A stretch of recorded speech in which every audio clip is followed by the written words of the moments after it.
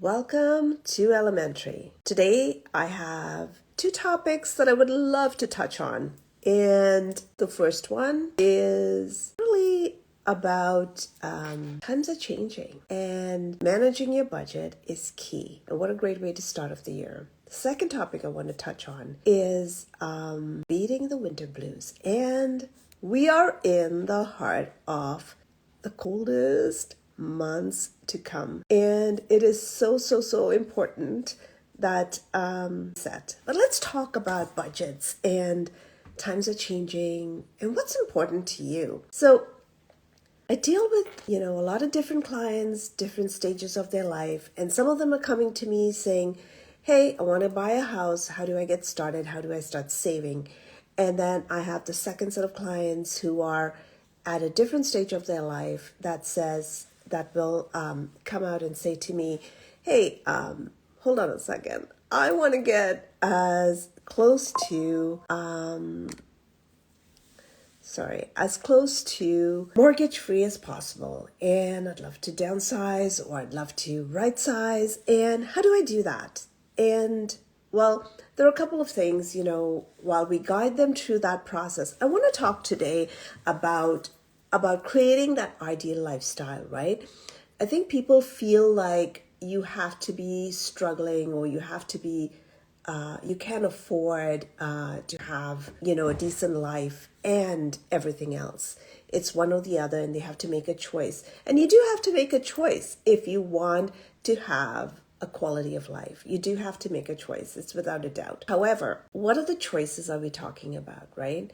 Like, are we talking about, having a good life doesn't mean that you have to give up the finer things in life, so to speak. Having a good life doesn't mean that you have to actually scale back and deprive yourself of certain things, but everything in moderation, right, is what we talk about. Everything one step at a time, and you'll get there. So these days I've noticed, obviously we all are feeling the pinch, whether we're at the gas pumps, whether we're at the grocery store. There's climbing costs everywhere. But the good news is that you don't have to sacrifice your dreams and the things you love. You can still have them all. You just can have them all at the same time, or overdose on them at the same time, so to speak. But I want to tell you this little story, right? The other day, I know people say life in Canada is so expensive. Last week we were away, we were on vacation, and while we were away, we pull into Starbucks for our coffee. And I noticed that my bill was almost $11. For one cappuccino and one Americano.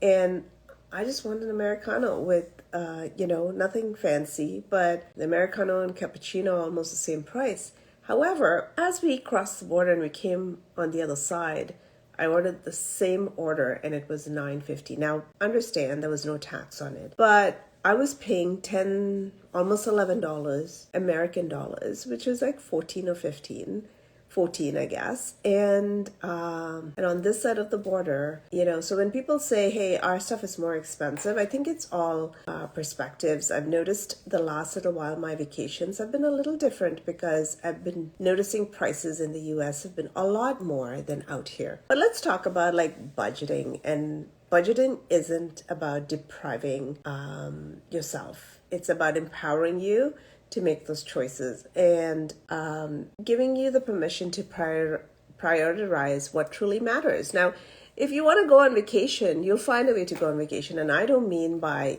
going, taking it on a credit card or borrowing the money. What I'm saying is that you, like anything else, you have to really budget for where you live, budget for, how much you're going to spend on food, how much you're going to spend on eating out. And a lot of times I tell my clients, if you're looking to perhaps buy a house, or if you're looking to go on a vacation, then perhaps maybe you don't eat out as often. Maybe Uber Eats gets off your phone and you don't pay for that membership, which is, 10, 12, I don't know how much dollars a month. But that way you're not tempted to, pick up your phone and just dial Uber Eats for your meals, and that you actually maybe take a little time and, buy groceries and cook food instead. But those are some of the things you can do. Meal plan can help you cut down on food waste and your grocery bills. Switching to energy efficient appliances if, unplugging devices when you're not using it, driving less, carpooling. Those are some of the ways you can look at saving, but also setting aside some money for vacations, travel, so that you do feel like we're not just put on this earth to work and pay bills. And that's not the message I want to send today. We are put on this earth to kind of live our best lives. And our best lives doesn't have to be by being consumeristic. I think sometimes we forget that when you don't have, when you're not fulfilled in one area of your life, you end up, just buying things to fill in the gaps. But a lot of times too, when people are looking for cheap, easy, fun things to do without spending money, there are so many things. Maybe in the winter, if you're not into winter sports and you're not into skating, maybe it's a little different. But if you are in a condo, and the condo has amenities, like, for example, they have like games rooms. And some of my younger clients have been kind of saying to them, take advantage of the games rooms. Not everyone does. And so if you book a window of time and your friends come over and you hang out and you play games, it becomes so much easier, right? But it's not always about spending money that will bring you happiness. It's about also just setting aside money, having a few bucks set aside so that you can afford a little bit of a vacation, so that you can afford to treat yourself or splurge or just, have those days, even if it's like a spa day or like instead of going out, maybe do a potluck with friends or, like I said, maybe coordinate something in your condo building where your friends can come and hang out. Either way, there are ways to save. If you want to do it, you can do it. And I've noticed that, so one of the things they say to use the 50-30-20 rule, which is 50% of your wages should be put towards your needs, which is like housing, those costs, they're your needs. 30% towards your wants and 20% into saving or debt repayment. And so also taking advantage of tax refunds. So for example, understanding where you fall and how you can maximize your return by putting in, getting a bit more RSP. Now I got a whole different story on RSP. RSP is deferred taxes, and, people are assuming that you'll be making a lot lesser in your yonder years, and therefore, it would help. And it would help if, like I said, either way, those are some options for you. And whatever repayment you get, instead of just blowing it on something, have it put aside for a certain thing, whatever that certain thing is. At the end of the day, it comes down to following a budget and trying to figure out what else. And let's also say one last thing. Like if you are working a 9 to 5, and I know sometimes that's a lot. I have clients who are working like 2 jobs, and I sometimes tell them, let's look at what you're doing and how you're spending your money. And a lot of times I find that people actually, there are some of my clients who are very good with money management, and there are some that are not. They just don't keep a track, and they don't fall into, and they're not constantly reviewing what they're spending their money on, what they're using their money for. I mean, it's hard, right? Like sometimes when you just tap with a credit card, it becomes harder to understand how much we're truly spending.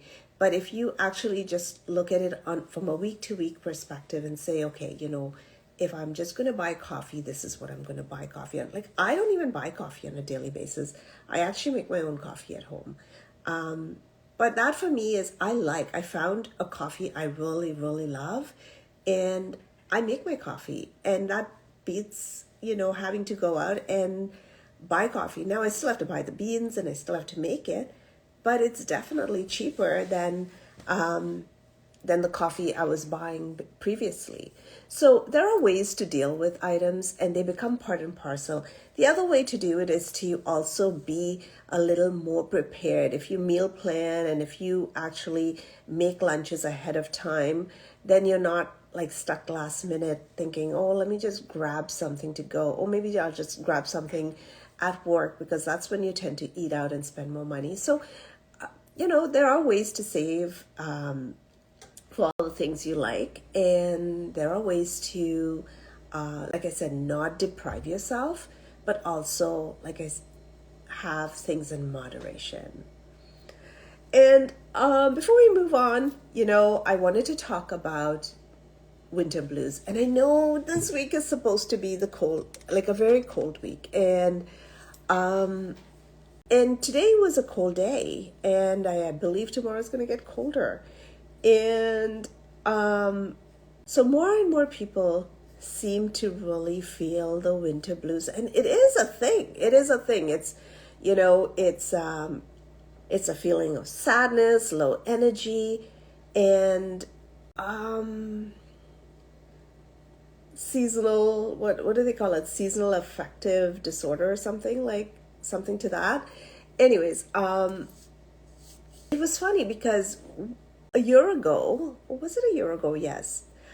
My cousin was down and hanging out, and when you're used to seeing sun all the time, every day you get up and you see sun, but he was in Toronto over Christmas, and one of the things he said, he woke up one morning and he's like, "How do you do this?" And I go, "How do I do what?" And he goes, "Like, how do you do this? You wake up every day and it's gloomy, it's cloudy." And I'm like, "Oh, thank you. Thank you for reminding me. I actually didn't even think about it." And now I'm like, geez, until you pointed it out to me, I actually didn't wake up and think, oh my goodness, yeah, some days are gloomier than others. And you think, oh, today is awfully gloomy. But I don't wake up every morning thinking, oh, geez, it's gloomy, let's go back to bed. But it's funny how when you're not used to it, you feel a bit down. And I don't know, is it because we've spent all this money over the holidays that the bills are coming in and it's cold and people are just getting miserable?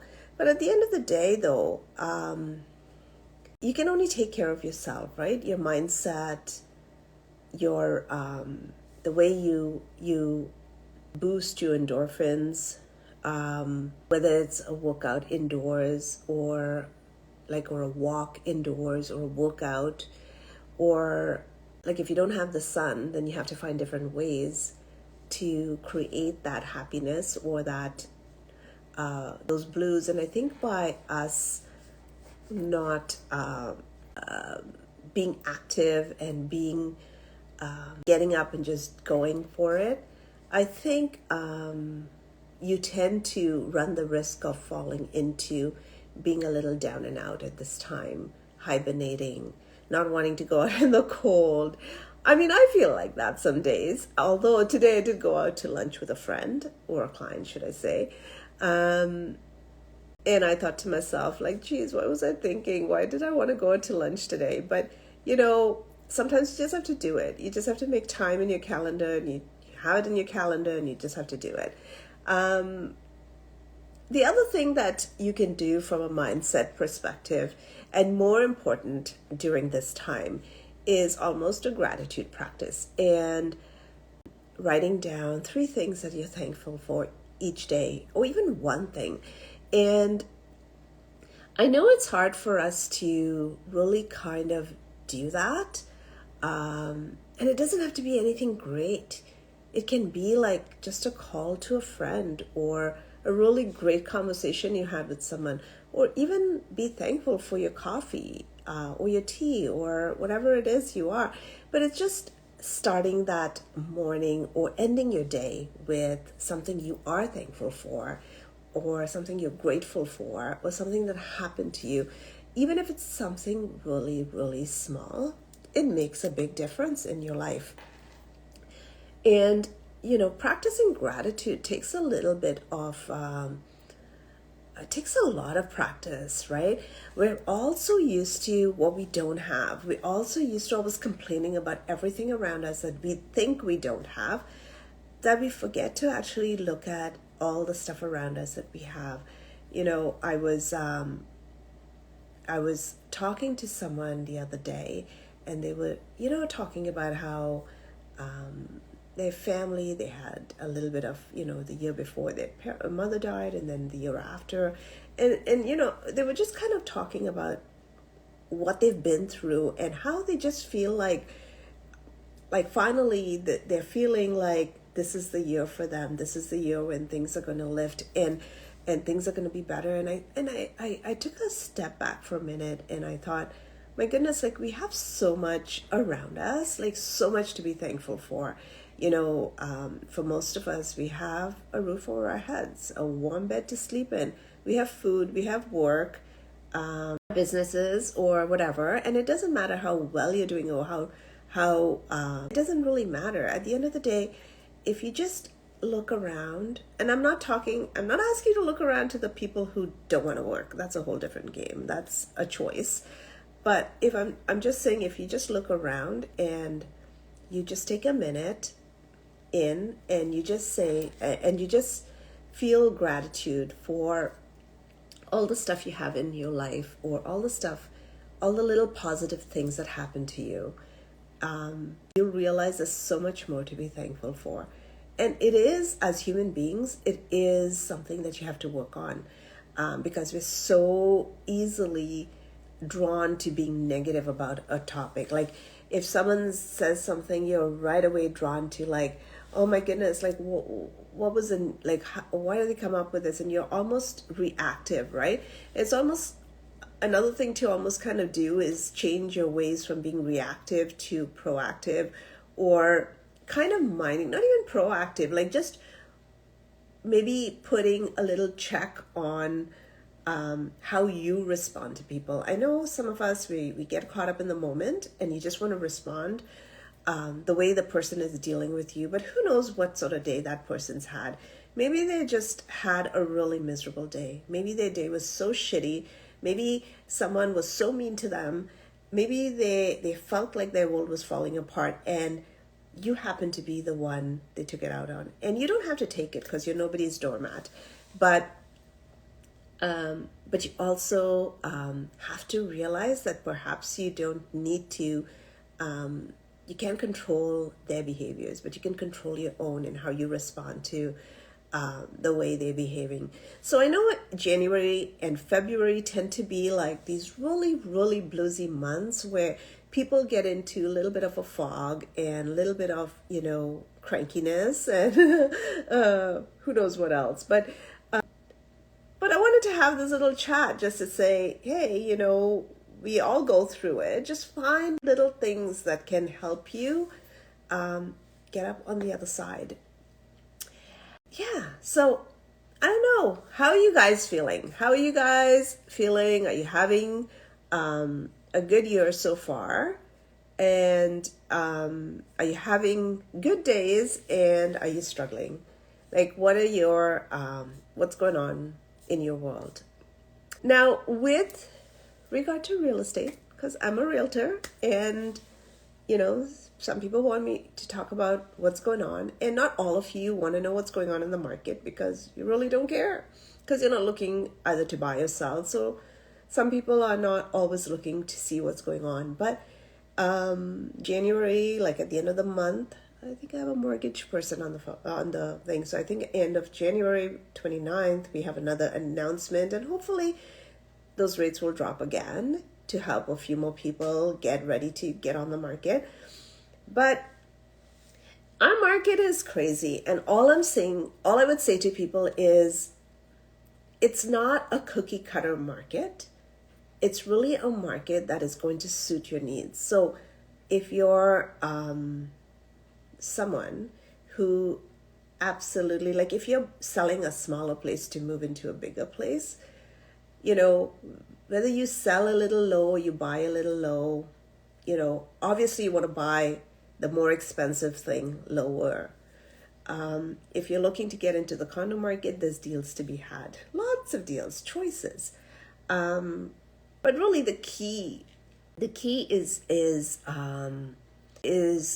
to price it properly. The key is to price it and to understand what you're listing and to price it well. Now, there's a market for some, and not everyone will find that they have a market. And some of the new condos, people who own new condos, they're losing their shirt, right? So to speak, like quite frankly, they are losing their shirt and they're trying to hang on there. But there's also an influx of rentals that are on the market because of the new condos that have come on.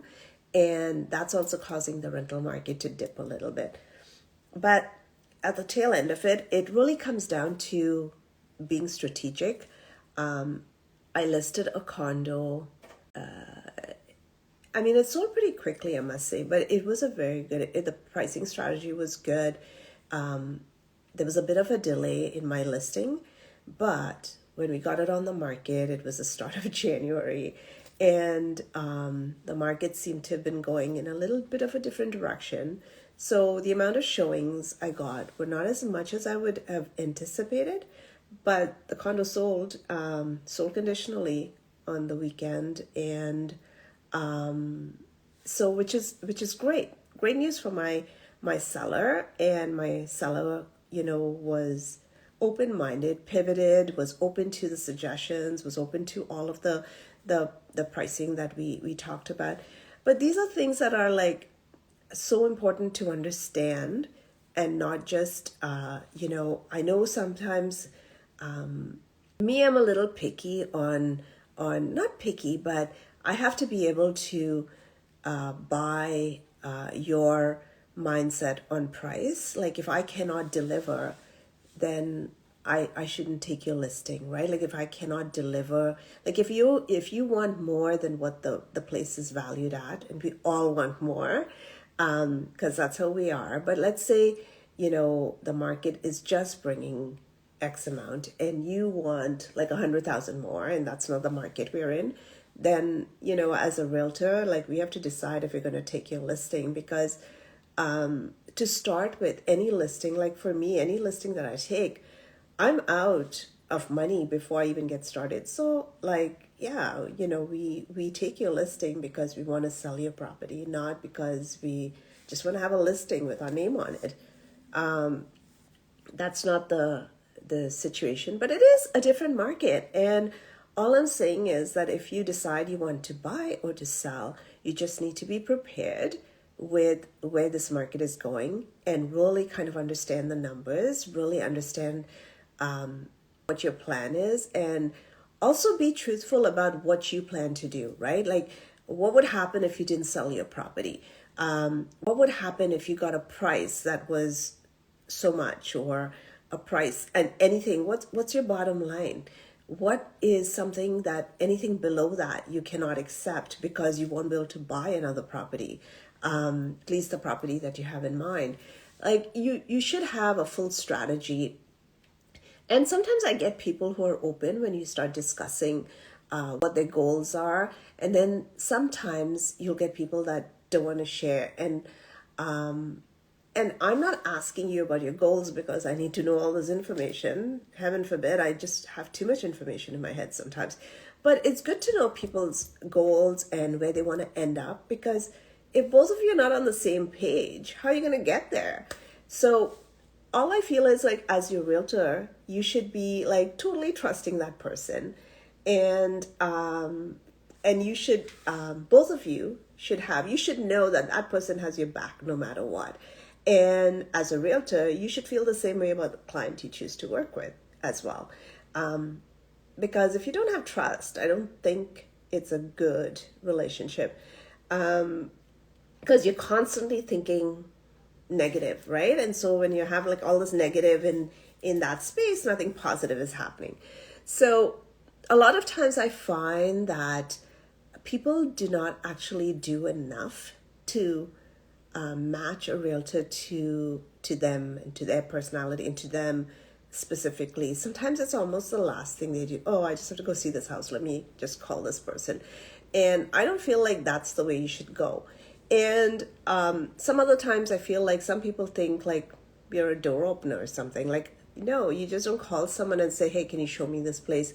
And not expect the person to ask you questions, right? Because I had something happen the other day where someone called, they wanted to see a property, and then I started to ask them questions. I mean, this is a big ticket item property. Like this is not like it was a pretty expensive property, and I had to ask questions, and they were a little offended about me asking them, but it's my license. And if I'm taking you into a home, like, why do you need to go into a $3 million home if you don't have the money to buy it? And perhaps you have the money to buy it, but I can't mind read. I don't know who you are. And so all of those things come into play, but people don't understand when they call someone. They're like, oh, why are you asking me this questions about my money? And it's like, yeah, I have to ask you these questions, because if you don't have the money, why am I showing you someone's house? Like, what's the need? This is not like a tour where I take you and see expensive houses.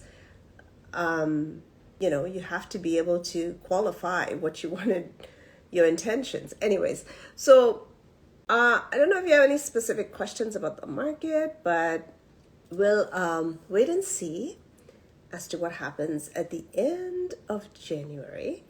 And, my word for 2025 is abundance. And I know it's going to be that kind of year. And abundance is not just for me. It's about, in order to receive abundance, you have to actually give and be abundant yourself. And seeing that you have no questions, I will end the live, but I wanted to say thank you for joining me today.